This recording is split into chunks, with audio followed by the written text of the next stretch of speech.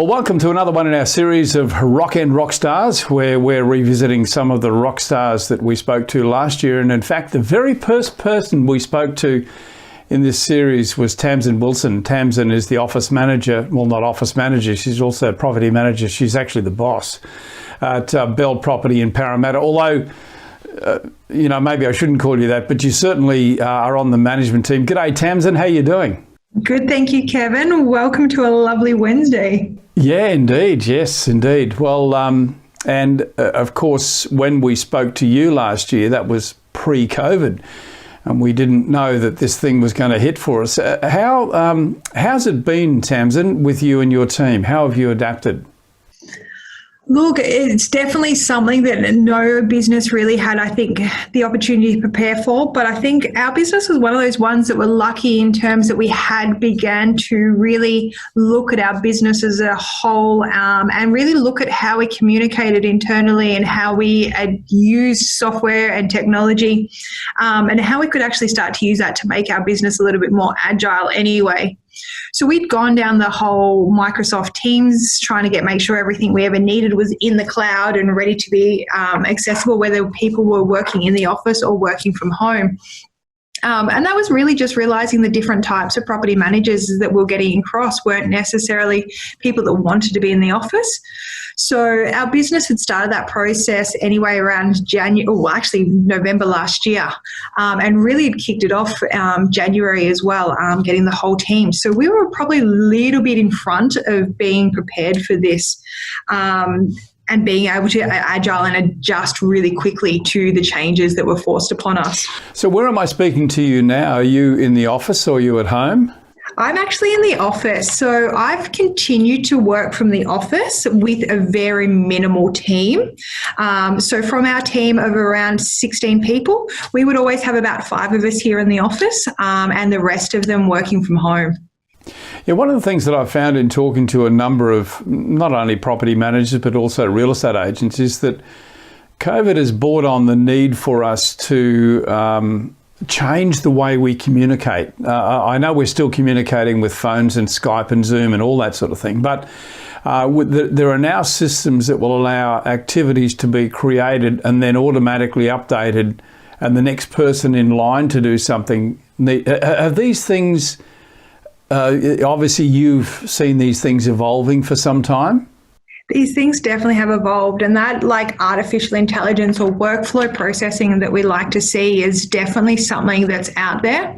And that technology piece being an enabler really is something that we're pushing along and really working closely with our partners to get that happening. But we've probably really found that it's a lot of back to basics with property management over the last little bit. And you talked about the old school of phones and even just like what we're doing now, the video conversation. Whereas before, a lot of people shied away from hiding behind a camera and not really wanting to be seen. Whereas now I'm finding that I'm feeling weird if I'm talking to you on the phone and I can't see you.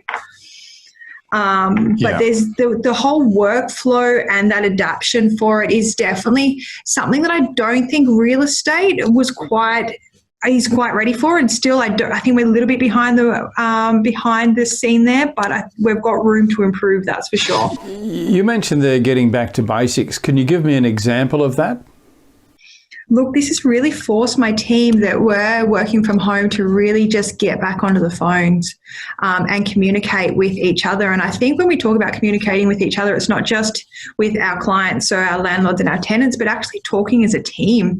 It's really like I'm finding that I'm talking more to them now that they're not in the office than I ever did when they were in the office. And I think teams that are working together are finding themselves communicating more effectively and actually having those conversations a little bit more. And we have, and I say this really nicely, that we've become advisors to a lot of people at the moment. So pandemic, COVID-19, a lot of people that are renters and landlords don't actually know who they can talk to. So they're turning to us as the professionals to seek that advice. And we're in a really blessed opportunity that we can actually provide that advice to landlords and to tenants on what their options are during this stage. So I think that back to basics being on the phone is really, really important and the only way to have these kind of conversations. Do you think, post-COVID, things are going to get back to normal, or will we have brought some of these habits with us, do you think? No, there's no such thing as normal, I don't think. Any decision that we're making, I believe, is a decision that we'll be making for the long term, for our whole business and as the industry as a whole. And we're being forced to make decisions about working from home. And I can see that becoming more, where they might not be at home every day, but maybe 2 or 3 days a week they'll start working from home. And I think the role of a property manager will change, especially as technology adapts, and we're going to be finding these people that can communicate and can talk to people will be definitely like a skill set of their own. And then there might be different kind of property managers that are doers. But any changes that we've made to our business aren't pandemic changes. These are changes that will be there forever moving forward. Yeah, that's interesting. Can I just ask you then, you mentioned there about the team having their conversations, just ad hoc. Has that been driven by you, or is that something that they just started to do? Look, that was probably driven by myself. But again, it's also you're forced into the situation that people are calling and asking for it. But it was probably getting their heads and their mindsets right of going, don't be upset by people calling for advice, but actually take this as a true and real opportunity that you can impact someone's day really quite quickly by sitting down, being empathetic, listening to them, and really advising on the best course forward. And 15 minutes of your time to give them some understanding of what's happening is very blessed for us and for them, because they don't know who to turn to. They don't know who to talk to. They've got different messages from the media. They've got different messages from their friends and family. And really not many people actually have understood what they can and what their options are.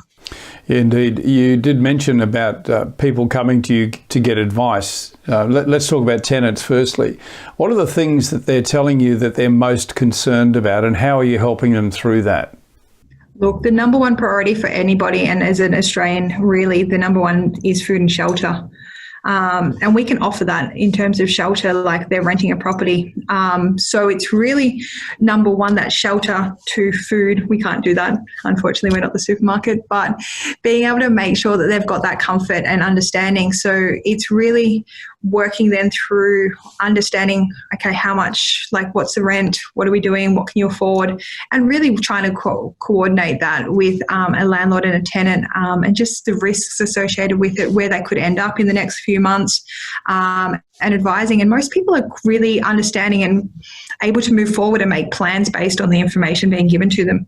So you're playing a very active role in that communication between the landlord and the tenant, which of course was requested. It was one of the requests that the Prime Minister made, wasn't it, about that communication?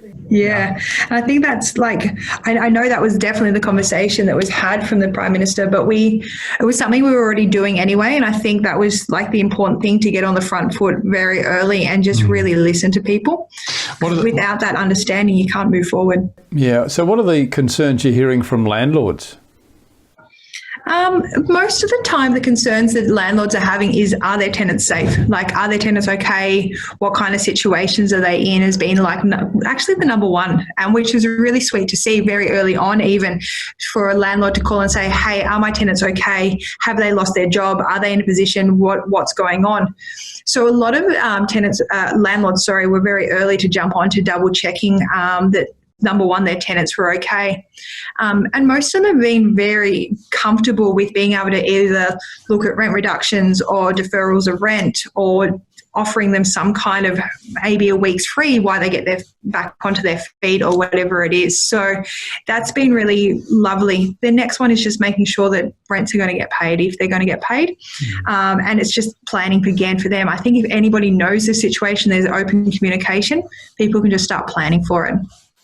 Yeah, communication is king, isn't it? It's the key to keeping it all together.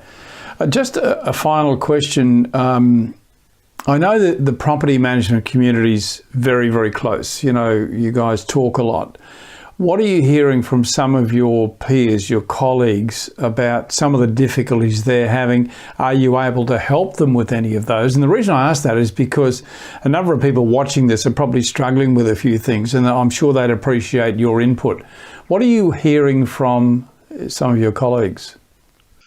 I think it's just the mixed messaging that the people are getting in terms of what they should be doing and how they should be handling the situations with tenants that really can't afford their rent. And it's such a big unknown for a lot of people in the industry, and most of us actually, because we don't know what's going to happen in terms of insurance, what's landlord insurance, what's going to be happening once any kind of eviction ban has been uplifted, what's it going to do for vacancy, what's it going to do for rent. And the prices out there. I think the biggest and the conversations that I'm seeing at the moment is really, number one, we've got to be really empathetic with people, is my biggest number one priority that we've got to have. Sit, listen and understand.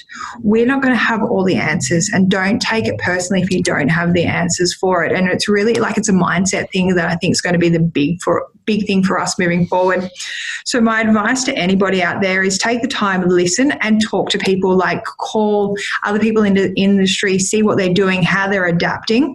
But really at the end of the day, we really are in a little bit of an unknown, and we can just plan as best we can for it, and just talking, parking things where you're not sure and coming back and addressing them. But it's empathy at the end of the day. Tamsin, how are vacancies and arrears right now?